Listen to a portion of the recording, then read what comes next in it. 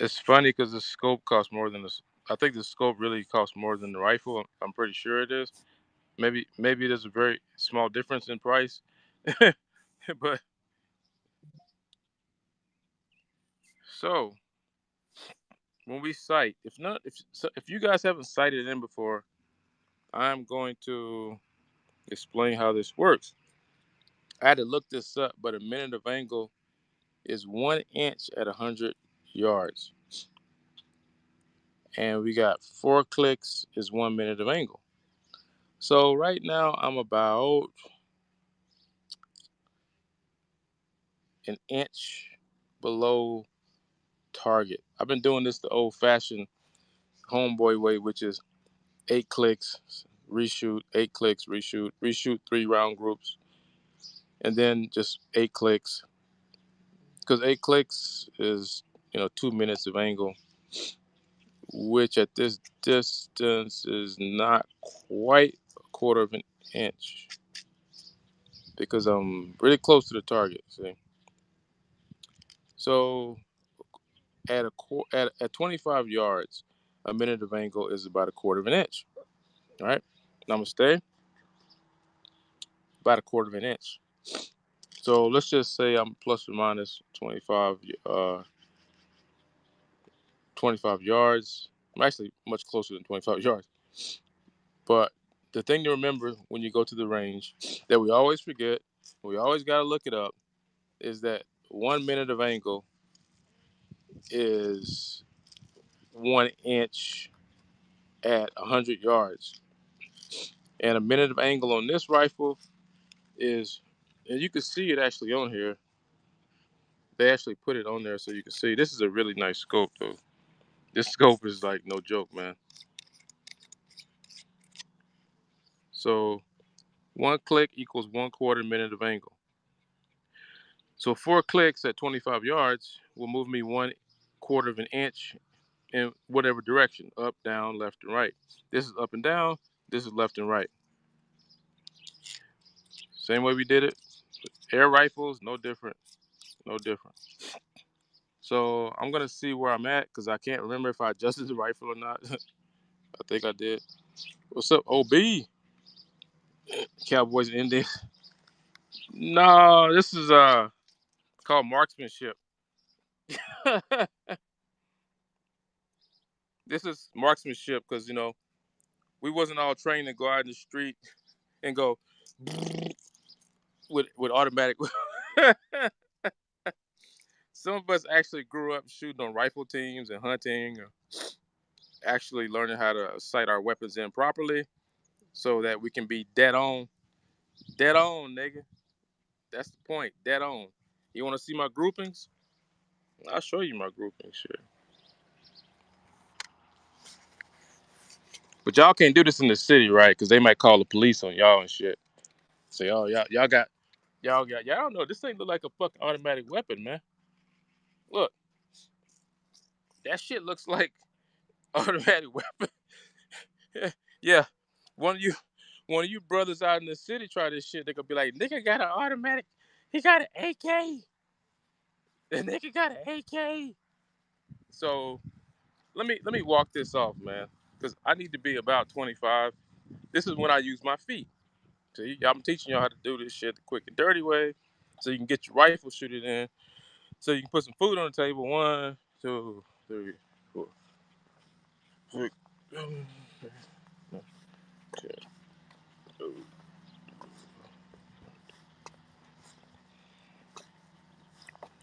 8, 9, 10, 19, 20, 23, 24, 25, 26, 27, 28, 29, 30, 31, 32, 33, 34, 35, 36, 37, 38, 39, 40. 1, 2, 3, 44, 45, 46, 47, 48, 48 feet. So what's that? 3, 1, 15, give or take, 15 yards. So yeah, I was close. It needs to be a little further back, 10 more yards. But we started this distance. We're going to continue this distance. Yeah, 15 yards, give or take. And so far, I'm right about here. This is where I'm at now. So, minute of angle. This is going to be less than a quarter of an inch every 4 clicks. So I need to go, that's about an inch. I need to go at least an inch up. At least an inch up. So that's 16 clicks. So we're gonna go 16 clicks, but I think I already adjusted it. So we're gonna see what happens. I'm gonna shoot 4 more rounds. This is what I started with. Okay. So you can see where I started way down here. So 8 clicks up, 8 clicks over, boom, 8 clicks up, 8 clicks over, boom. Oh, the US? Oh, I mean, these are air rifles too, but it's just that I can shoot it in my backyard. A Beretta. Oh shit, nice, son. Yeah, when I go to Vegas in August, I'm definitely gonna be hitting that range again. So let's go back and see. I haven't hit this yet because if I hit this, it gets some spin action. But I got to be dead on to hit that, man. Dead on. Dead on. It's the bullets. Let me see. My assistant, Ananda, who got yelled at pretty severely for waving the gun at my head at least 3-4 times. That's the only way to learn, man. You got to give your daddy give you an air rifle and you spin it past his head a couple times and he damn near drop kicks you. That's how we all learn. Let's go. Do do do do do do. These birds. That's a magpie. You see these magpies out here? And I got these damn gophers back here too, man. You got OB. You got to before they shoot you in the head. You better teach them some. Y'all all soft out here and shit. Don't don't yell at the babies. Don't don't yell at the babies. Yeah, the babies waving a fucking gun in my head because they ain't listening. They gonna get yelled at. Simple as that. Like maybe a couple octaves more than this, but they gonna have to learn. Hey, film me. Yeah, film me. Hold it. You the filmer now. I'm finna shoot. You got me? Yeah.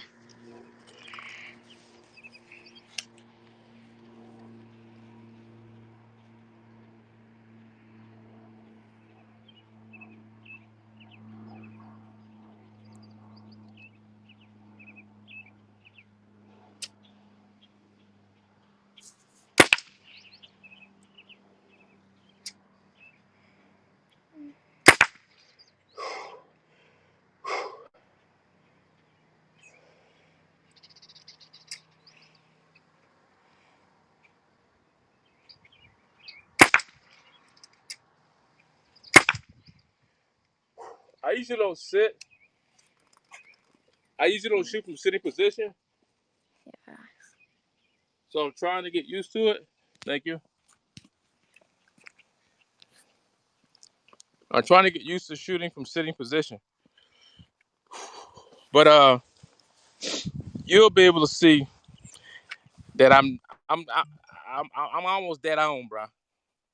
Not quite, but all you niggers that want to break into my house, I need y'all to pay attention to this, okay? Let me show you something.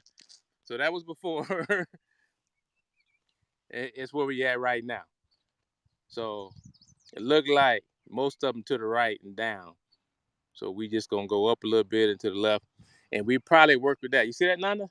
We started with this, and now we at this. You see how the bullets damn near dead center? Oh yeah. That'll put food on your table right there, boy. You see that right there? Oh yeah. That's called eating. Okay, this is what the city boys do. That's called starving to death.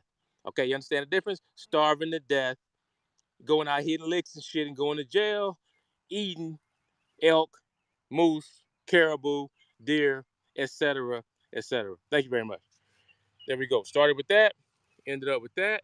4-round groups from a sitting position, not prone, not bench shooting. 15 yards, yeah, 15 meters. And we right about ya with a .177 SIG air rifle. That's what we got. Let's go. I got one more. I got 2 more targets at the bottom I can use.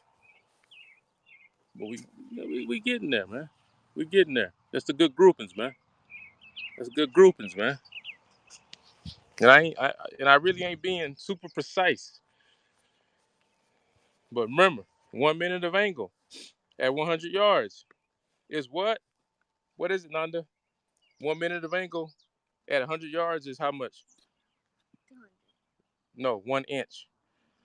1 minute of angle. Look, 4 clicks of the scope at 100 yards moves the target, moves your scope over 1 inch, or up 1 inch, or left 1 inch, or right. You understand? Yes. He'll understand one day.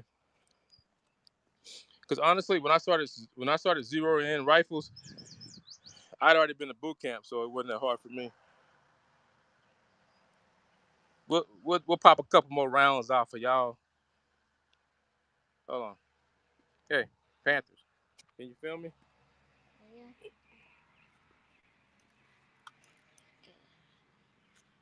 So I'm rereading the book In Love with the World again, and once again,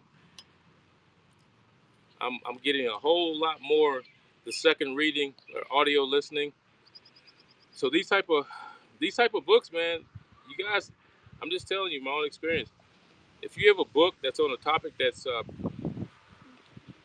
fairly, I don't want to say esoteric, but maybe it's a bit, not so mundane of a topic, right? You're gonna have to listen to the book or read it again, and because every time you read it, you're in a different mind state, right? So you need to read it in different mind states and see how the knowledge affects you, and you also just need to reread it. This is my second time going through the book In Love with the World, and when I finish it, we'll talk some more about it. But at this point, I just want to absorb it and not really intellectually discuss it as much because I'm getting a lot of good insight, and I'm not surprised, but part of me is surprised because part of me was like, "Oh, I thought you heard that book the first time," and now it's like, "Did you ever read this book at all?" But I understand the nature of mine, right? So I'm not as surprised. All right, there you go.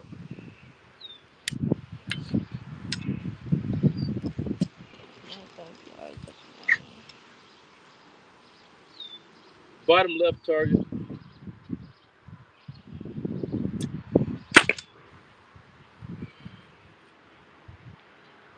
That one here, can't really tell.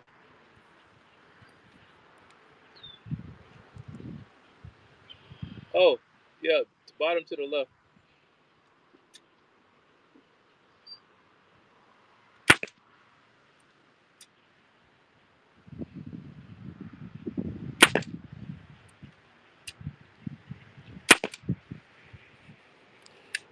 Not bad. I don't really want to adjust it. Let's see. Oh, if y'all want to see what the air look like, check this out. It's a big air cartridge. Show it to them. No, just stand right there. Just point the camera at me. Can you do that? Yeah. Or is that too much for you? Yeah. There. That's the air cartridge. So it's got a. I don't know how many.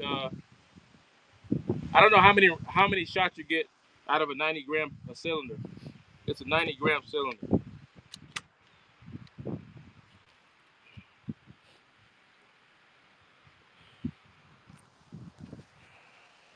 Honestly, I think the scope probably costs more than the gun. I think the scope probably costs $200-300. So it better be hitting on something. I mean, I'm okay with that. That'll put food on the table. You like that one, Nanda? You like this one? It's good groupings, right? One's almost dead center, right? There we go. So we in the house, baby. We put food on the table. A bird is about that big. So I could definitely shoot blackbirds with this. Gophers for damn sure. These two maybe would have missed, depending on what part of the body I'm aiming at. I'm in center mass, so a bird is about, this will probably hit, but maybe not. But those two for real, that'll put food on the table. Yeah, no doubt, buddy boy. No doubt. All right. But yeah, I'm rereading the book, In Love with the World, about the Rinpoche. Oh, what's the a different title? Abbott, I can't remember. The monk that wanted to go on a wandering retreat, like a yogi, wandering yogi, and had a near-death experience as an experienced meditator. And he talked about his experiences. And what I'm learning is that the first part of the book is actually just as or more important than the near-death experience. And I'm not surprised because the mind puts more weight on the death than life. So I probably fell into the same trap when I read the book. I want to get to the part where he dies. I want to get to the part where he dies. But he's talking about all the techniques he used. Let me put this damn rifle down, man. All the different insights and meditative techniques and spiritual tools he used before he died. And that's the part in the book In Love with the World that I didn't catch. Maybe you would catch it, but I'm just telling you, the very nature of what he's describing explains why when you even read the book, you're not going to absorb everything the same way each time you read it. The book even explains that phenomenon. I understand why that happened, you see? And so when we rediscuss something, the insight I have for you today is remember that the person that's experiencing it right now is not the same person that experienced it the last time you did it. So be easy on others, be easy on yourself. Understand and don't get attached to this is what it was, this is what it used to be, this is what I was taught, blah blah blah. You have to be open-minded and flexible on this path. And you're gonna break your own heart 100,000 times. You're gonna let yourself down more than anybody else. Because you're gonna say, oh, all that meditating, all that prayer, all that study, and I still want to snap this dude's fucking neck while he's talking to me. You know, I'm just being 100% honest. Because if I'm not 100% honest, I have nothing to offer you. You're wasting your time, discussing spirituality with me if I'm not gonna be 100% honest about the experiences. So keep that in mind, and don't be so hard on yourself, because the nature of the attachment and the suffering that's caused by the attachment changes over time, and there are a infinite number of situations that you have not experienced. So the mind that you experienced it with at that point in time is not the same mind that was sitting in the ashram, sitting in church, reading the Bible. That's a different person, okay? Understand that. So if this whole different person phenomena isn't recognized, the attachment happens quickly in lightning speed, and the emotional reactions happen just as rapidly, and that's how we get in trouble, because we think we have a mechanism in place to give ourselves pause. But remember, there are so many situations that you have not experienced, and you have not experienced them as the person that you are in that moment. And so the insight and the knowledge and wisdom and the compassion is to defuse that, okay? Because you can't do anything about that. You can't change that. You can't change the fact that the person who went through a divorce when he was, right out of the seminary, or he had just taken like 3-4 years of philosophy and Buddhism and Christian studies in the university or whatever, and been meditating and praying every day. And the person that's going through the divorce or the death may not be that same person anymore. And the recognition that you're not that same person is fundamental. It's fundamental to you having any success with dealing with emotions, suffering. Right view. The view is always shifting and changing.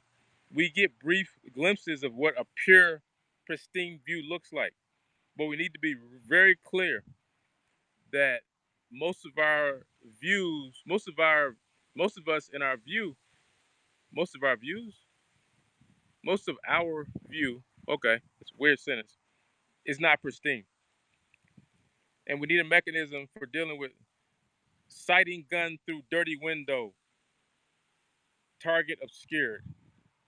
Tibet saying, let your view be as vast as space and your actions be as fine as flour.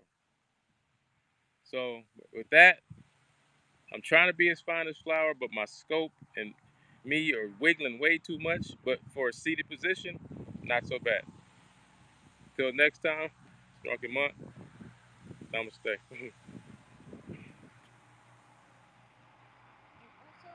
Check out the Real Nanda's channel. The Real Ananda? Yeah. That's how you say it? On YouTube? Yeah. It's my YouTube channel. The Real Ananda?